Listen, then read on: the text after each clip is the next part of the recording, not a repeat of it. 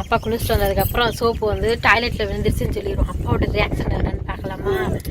சளி பிடிச்சிருச்சுன்னா ஐயோ, குளிச்சிட்டீங்களா? நீங்க கிளம்பணும்னு சொன்னீங்க.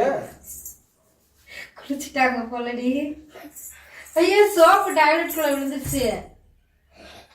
குளிச்சாச்சா? நான் சோப்பு டாய்லெட்ல விழுந்துச்சு, நானே எடுத்து வச்சு சரி சோப்பு மக்கள் இல்ல ஏறுமா மாட்டு சொல்ல வேண்டியதானே ஏறுமா மாட்டு.